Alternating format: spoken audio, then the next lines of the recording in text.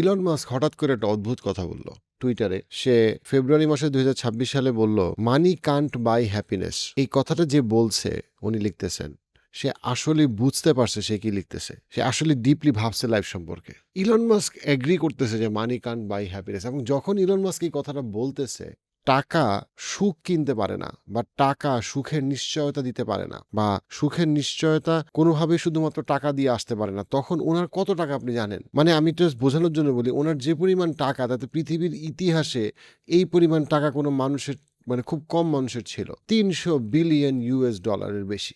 $300 billion যদি আপনি বাংলাদেশ টাকায় কনভার্ট করেন, শূন্য দিতে দিতে আপনার অস্থির লাগবে। মানে কত লক্ষ কোটি টাকার বেশি সে বলতেছে।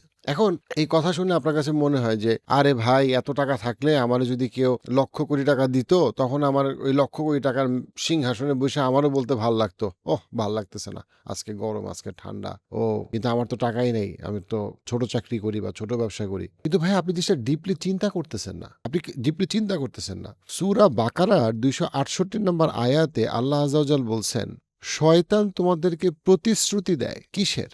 ওয়ার্ডটা খুব, প্রতিশ্রুতি দেয় দারিদ্রতার, যে তুমি গরিব হয়ে যাবা, ফকির হয়ে যাবা, ব্যাংক্রাফট হয়ে যাবা, এবং তোমাদেরকে নির্দেশ দেয় শয়তান কিসের? অশ্লীলতার।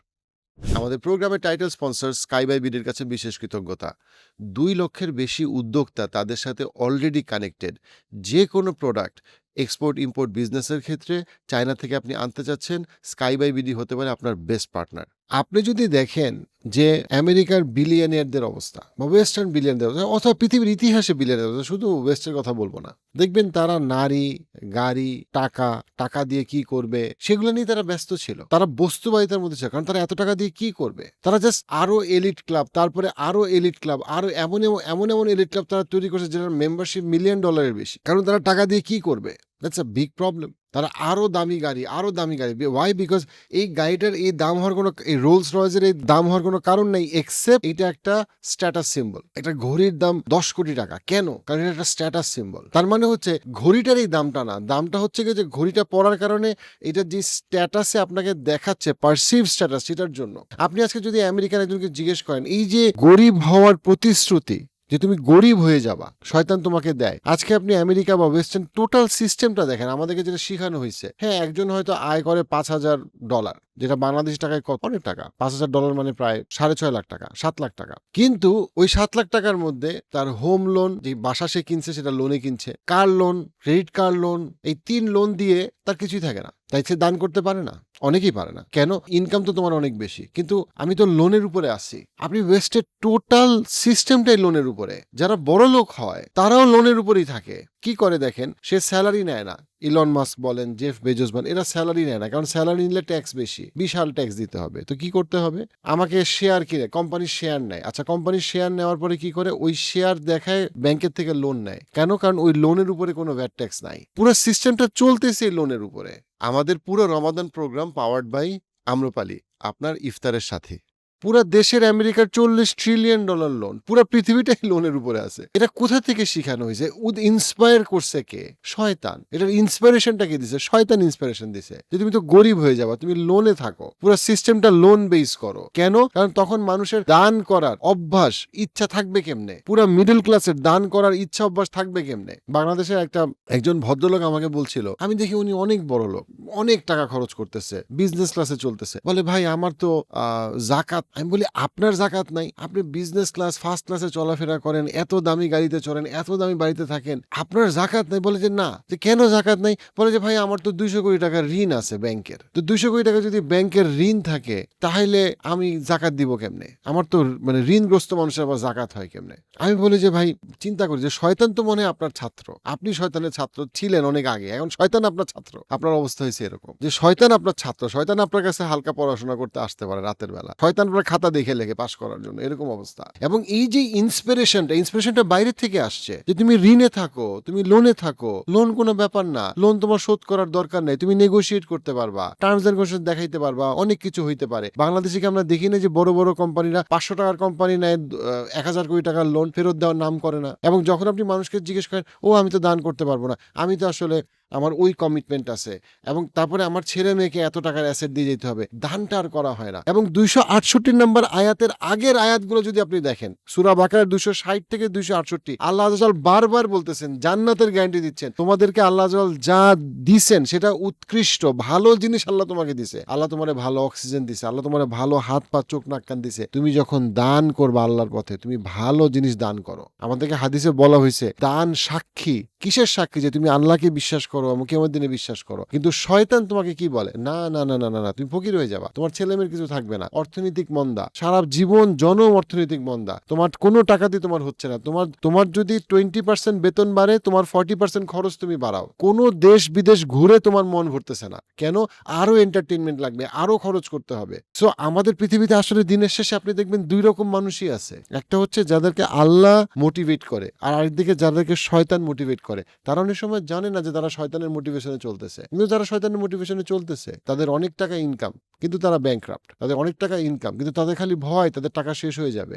তারা টাকা গুনতে গুনতে হাতে ফসকা ফেলে দিছে, কিন্তু হচ্ছে না। সূরা ফুরকানে আল্লাহ আযza ওয়াজাল বলছেন, যখন আল্লাহ ইবাদুর রহমানদের বৈশিষ্ট্য বলতে গিয়ে আল্লাহ বলতেছেন, যখন তারা খরচ করে, লাম ইউসরিফু ওয়া লাম ইয়াকতুরু ওয়া কানা বাইনা যালিকা কওয়ামা। আল্লাহ বলতেছেন এই আয়াতের এই অংশে যে ইবাদুর রহমান তো তারা যখন খরচ করে তখন তারা কৃপণতা করে না, আবার অপব্যয় করে না, বরং তারা একটা মধ্যম পন্থায় চলে। কিন্তু এই মধ্যম পন্থায় আপনি চলতে পারবেন না যদি আপনি শয়তানের আশপাশায় থাকেন। আপনি জাকাত দিতে পারবেন না। জাকাত শুনলে মনে হবে যে না, জাকাত আর দান একই জিনিস, সবই আমরা যেভাবে দিব সেটাই। অর্থাৎ আপনি নিজেকে সংক্ষিপ্ত করে রাখবেন, আপনি নিজেকে সংকুচিত করে রাখবেন। কেন নিজেকে সংক্ষিপ্ত এবং সংকুচিত করে রাখবেন? কারণটা হচ্ছে আপনার কাছে মনে হবে টাকা তো শেষ হয়ে যাবে। আপনি মনে রাখবেন না আপনাকে যে আল্লাহ হাত পা চোখ নাক কান বাবা মা ফ্যামিলি আইডেন্টিটি যা কিছু দিছে, আপনি তো আয় করেন নাই, উপার্জন করেন নাই, পরীক্ষায় পাশ করে পান নাই, কিন্তু আল্লাহ আপনাকে বারবার বলবে না তোমার তো ইকোনমি ক্লাসে চলে না, তোমার বিজনেস ক্লাস লাগবে, না তোমার তো আসলে উবারে চলে না, তোমার গাড়ি লাগবে, তোমার তো আসলে কক্সবাজার ঘুরতে গেলে হবে না, তোমাকে ঘুরতে যেতে হবে দেশের বাইরে। তোমাকে সব সময় আল্লাহ, তোমাকে শয়তান তোমাকে সব সময় প্রতিশ্রুতি দিবে যে তোমার সামনেই তোমার একটা খুব খারাপ অর্থনৈতিক অবস্থা আসতেছে, কিন্তু আলহামদুলিল্লাহ আপনি চলতেছেন, কিন্তু আপনি দান করতে পারতেছেন না। এই জন্য আমি যত এটার পিছনে ছুটতে থাকবো, আলহাকুমুত তাকাসুর হাত্তা জুরতুমুল মাকাবির, যে সে এই যে অর্থের প্রতিযোগিতা, পৃথিবীর প্রতিযোগিতা, বস্তুবাদিতা, ক্যাপিটালিজম, এটার মধ্যে সে দৌড়াইতেই থাকবে যতক্ষণ না পর্যন্ত যতক্ষণ না পর্যন্ত সে পৌঁছায় যায় কোথায়? সে তার কবরে পৌঁছায় যায়। যতক্ষণ শ্বাস ততক্ষণ টাকার পিছনে বা স্ট্যাটাসের পিছনে সে দৌড়াইতেছে। তারপর একটা সময় সে কিসে পৌঁছায়? সে তার কবরে পৌঁছায়। এইখানেই হচ্ছে গিয়ে মানি ক্যান্ট বাই হ্যাপিনেস এর তাফসির। মানি ক্যান্ট বাই বলতে সে কি বুঝাইতেছে? তো আপনার টাকা লাগবে, কিন্তু টাকার পিছনে দৌড়াইতে দৌড়াইতে আপনি হাঁপায় যাবেন এই আশায় যে টাকা আপনাকে সুখী করবে, কিন্তু টাকা আপনাকে সুখী করবে না। আপনি টাকার পিছনে ছুটতে ছুটতে আপনি আশেপাশের সবকিছুকে আপনি ভুলে যাবেন। এই জন্য সূরা কাহাফে আল্লাহ বলছেন, ওয়াসবির নাফসাকা মাআল্লাযীনা ইয়াদউনা রাব্বাহুম বিল গাদাতি ওয়াল আশী। তুমি তোমার নফসকে তুমি খুব সচেতন ভাবে তুমি আটকায় রাখো, তাদের মধ্যে রাখো, জিকিরের মধ্যে রাখো, যেই মানুষগুলা দিনে রাতে আল্লাহ স্মরণের সাথে থাকে, তাদের সাথে তুমি থাকো। তা না হইলে তুমি শেষ। তুমি নিজেকে ধরে রাখতে পারবা না, তুমি দান করতে পারবা না, আল্লাহর পথে থাকতে পারবা না। তোমার খালি মনে হবে তুমি গরিব হয়ে যাবা। তোমার কাছে মনে হবে ওই ক্লাবে আরে আমার তো গুলশান ক্লাবের মেম্বারশিপ নাই, আমার তো অমুক ক্লাবের মেম্বারশিপ নাই, তমুক ক্লাবের মেম্বারশিপ নাই। কোনো ক্লাবের মেম্বারশিপ দিয়ে তোমার অন্তর ভরবে না। সূরা আলী ইমরানের 100, আপনি যদি 194, 195, 196 এই আয়াতগুলোতে আপনি পড়েন, আল্লাহ কি বলছেন? লা ইয়াগুররান্নাকা তাকাল্লুবুল লাযিনা কাফারু ফিল বিলাদ মাতাউন কলিল সুম্মা মাওয়াহুম জাহান্নাম ওয়া বিসাল মিহাদ। আল্লাহ কি বলতেছেন? আল্লাহ বলতেছেন তোমাদেরকে তোমাদের কলব, তোমাদের অন্তর, আবার এই যে অন্তরের রোগ, তোমাদের অন্তরের দিকে আল্লাহ ইঙ্গিত করতেছেন সূরা আল ইমরানের শেষে। তোমাদের অন্তর যেন না কাঁপে, না প্রকম্পিত হয়। কিসে? যখন তোমরা দেখো যে যারা আল্লাহকে অস্বীকার করে, যারা কাফের, তারা যে দম্ভ ভরে অহংকারের সাথে তাদের যে চলাফেরা, এটা যেন তোমার অন্তরকে প্রকম্পিত না করে, তোমার অন্তরকে অস্থির না করে। হাই হাই, ও তো ফ্ল্যাট বুকিং দিছে, হাই হাই, ও তো জমি কিনে ফেলছে পূর্বাচলে, হাই হাই, ও তো ওইখানে সেটেল করে ফেলছে, হাই হাই, ও তো সেকেন্ড পাসপোর্ট নিয়ে গেছে। এই হাই হাই তোমার যেন না হয়। তোমার অন্তর যেন আল্লাহর রহমতে, আল্লাহর ক্ষমার পথে স্থির থাকে। কেন? মাতাউন কলিল, এটা তো একটা ডিলিউশন, এটা তো একটা জাস্ট একটা অল্প সময়ের একটা ডিলিউশন। তারপরে তাদের কি হবে, এই কাফেরদের অবস্থা কি হবে, অবিচার যারা করতেছে, যারা আল্লাহর পথে নাই, তারা আলটিমেটলি জাহান্নামে নিক্ষিপ্ত হবে, এবং সেটা সবচেয়ে খারাপ গন্তব্য, সবচেয়ে ভয়ঙ্কর গন্তব্য। অর্থাৎ আমাদের মানি কান্ট বাই হ্যাপিনেস, এটা কোরআনে বলা আছে যে তুমি কবর পর্যন্ত টাকার পিছনে ছুটবা, শেষ পর্যন্ত তুমি মনে করবা যে তুমি তো কিছুই পাইলা না, তোমার সমস্ত এফোর্টই বৃথা। কারণ তোমার যেই সুখী এবং সফল হওয়ার যেই প্রতিশ্রুতি শয়তান তোমাকে দিছে, কিভাবে যে তুমি গরিব হওয়া অ্যাভয়েড করো, ঠিক আছে, তুমি কোনোভাবে তুমি গরিব হয়েও না, তুমি গরিব হয়ে যেতেছো, এই ভয়ে তুমি যে টাকার পেছনে ছুটতেছো যেন তুমি দরিদ্র না হও। ছুটতে ছুটতে তুমি একটা সময় বুঝতে পারবা টাকা তো অনেক হইলো, সুখে থাকা তো হইলো না, পরিবার তো হইলো না। আপনি ইলন মাস্কের ফ্যামিলি দেখেন, কয়টা বউ, কয়টা বাচ্চা, কোনো কিছু কোনো ঠিক নাই। এবং আপনি বেশিরভাগ যদি আপনি দেখেন, আপনি লিওনার্দো ডিক্যাপ্রিওকে দেখেন, যে হলিউডের সবচেয়ে সফল তারকাদের একজন, কত মেয়ের সাথে ঘুমাইতেছে, কি করতেছে। আপনি কি চান আপনার ছেলে এরকম ভবঘুরের মতো বিভিন্ন সময় বিভিন্ন মেয়ের সাথে ঘুরুক, এক গাদা টাকা থাকুক, কোনো পরিবার নাই, কোনো স্টেবিলিটি নাই? এবং ইসলাম আমাদেরকে বলে যে এক্স্যাক্টলি শয়তান তোমাদেরকে প্রতিশ্রুতি দেয় যে তোমরা গরিব হয়ে যাবা, যেটার ভয়ে তুমি টাকার পেছনে দৌড়াবা, এবং তোমাকে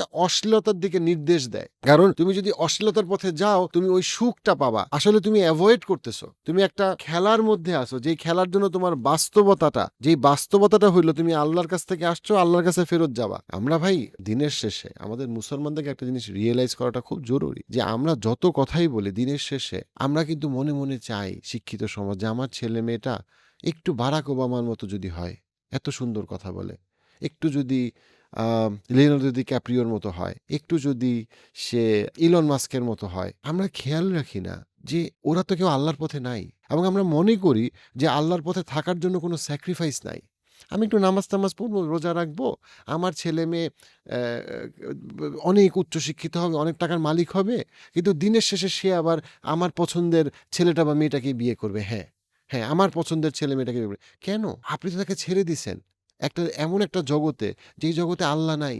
আপনি তো তার মধ্যে আল্লাহর ইন্সপিরেশন ঢুকানোর ব্যাপারে আগ্রহী ছিলেন কম, আপনি তার মধ্যে ঢুকাইছেন শয়তানের প্রতিশ্রুতি। শয়তানের প্রতিশ্রুতি ছিল ক্যাপিটালিজম, সে বস্তুবাদিতার দিকে সে গেছে, অশ্লীলতার দিকে সে গেছে।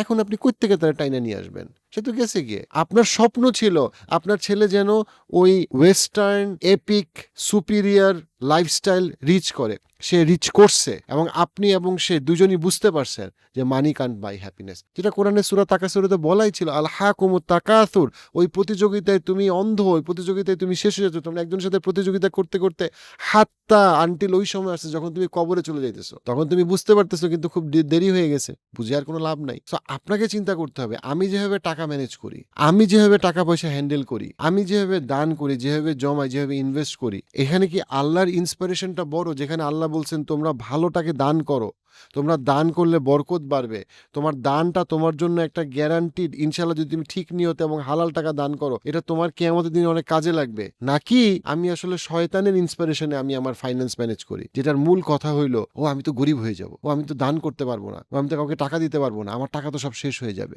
যে জন্য আপনি সারা পৃথিবীতে এখনো দেখবেন, ইউকের যত স্টাডি হয়েছে দেখবেন সবচেয়ে দানশীল জাতি এখনো মুসলিমরা, বিকজ তারা জাকাত দেয়, বিকজ তারা দান করে। মুসলমানরা এখনো কালেকটিভলি অন্য জাতির থেকে অনেক বেশি দানশীল, কালেকটিভলি।